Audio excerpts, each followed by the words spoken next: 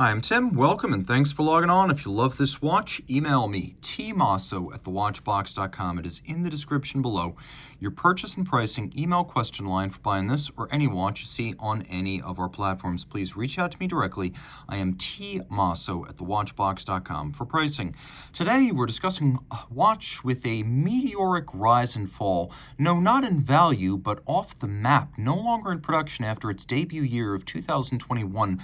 This Patek Philippe Nautilus 5711 1A-014 was a send-off for the 5711 series and a one-year-only green dial stainless steel model. So a very special watch. It is undoubtedly what we would call a hype watch today. But like a trust fund kid who turns out against all odds to be a really decent guy to know, this is a wonderful watch on its own terms. Strip away the money, the social media footprint. This is a great watch on a lot of levels, and in many ways, it's a better watch than you think. So let's talk about the basics. Originally created by Gerald Genta for Patek Philippe in 1976, the Nautilus design was a follow-up to Genta's own Royal Oak at Audemars Piguet. Now, the thing about Genta was he viewed himself as a jewelry designer first and foremost, so all of his integrated case lug bracelet watches of the period were designed to read as a bracelet that just happened to have a timepiece attached. And that certainly is the impression.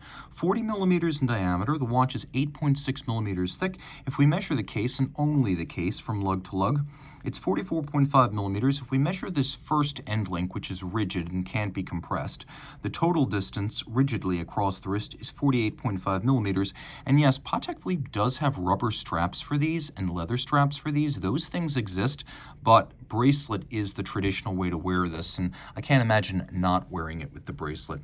On my wrist, which is 16 centimeters in circumference, the watch wears easily. This watch would wear quite comfortably on a wrist as small as 14 centimeters circumference and maybe even 13 and a half, which opens up the possibility of using this as a unisex watch.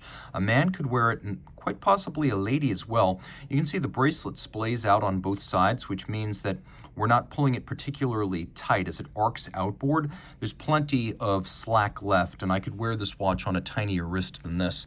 It'll have no trouble clearing a cuff, both because it's thin and because the flank is sloped. This is an extremely comfortable watch. 5711s, the 5811s, the 5712s, they all feel quite slim, and they quite honestly feel like, well, a royal oak, whereas the 5990s, the 5980s, the 5726 annual calendars, those feel almost like offshores. They're a lot heavier. The bracelets aren't as silky. They're thicker on the wrist. This is delightful, wieldy, light, and lean. And you can see that the traditional integration of the bracelet is an intrinsic part of the Nautilus's appeal. You can see all the different polished facets here, small bevels, broad bevels, satination, different facets, a multi-part case, and each part individually finished. The bracelet is crafted, both made and finished, by hand. So this is an extensively manual process to produce, and I've seen the production process, and I can assure you it is not made and finished by machines. The bevel that extends out over the lug hoods continues down the shoulder of the links. There's a taper down from the end of the case with polished intermediates and satin finished primaries. Removable links are fixed by pins and sleeves, and Patek's reasoning here is that you can't strip out the screws and leave the links stranded. And so that ultimately was their reason here. I wondered why they did it.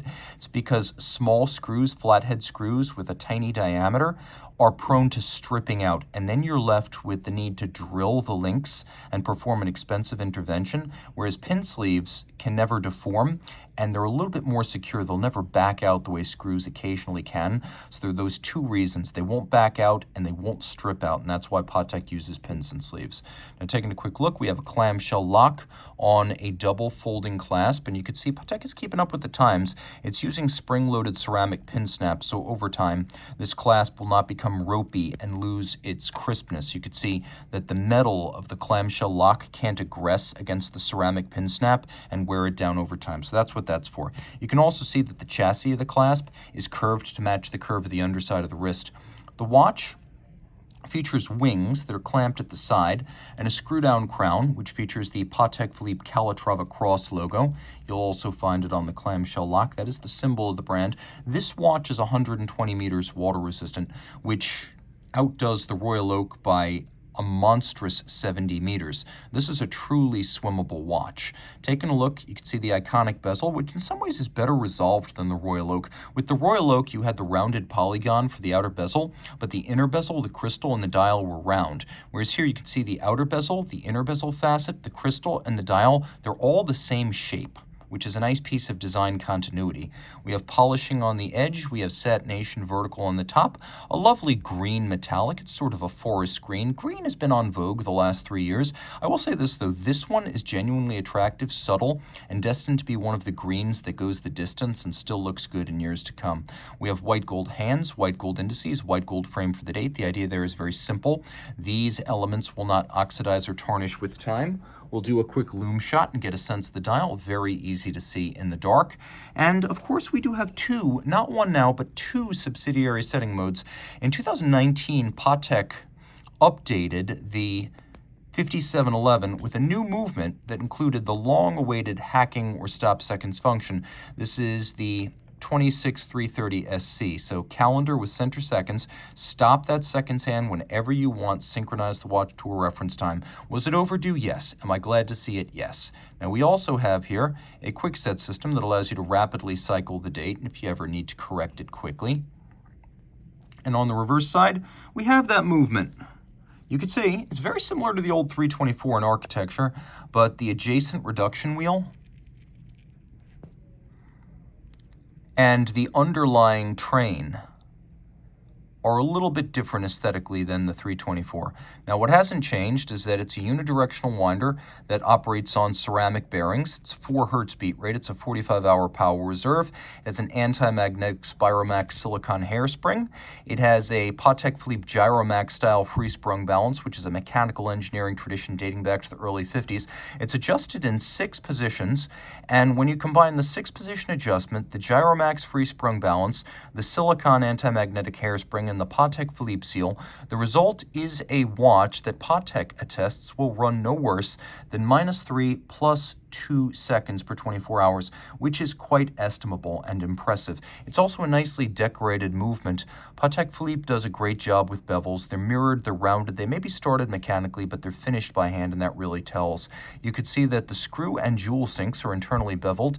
We have engine turning on the center of the rotor as well as the base plate.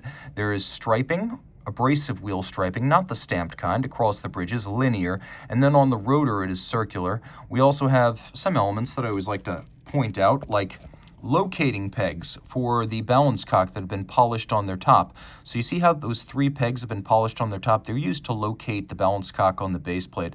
All wheels feature satination, and then the screw heads have all been black polished to a mirror shine, and they have chamfered slots in circumference.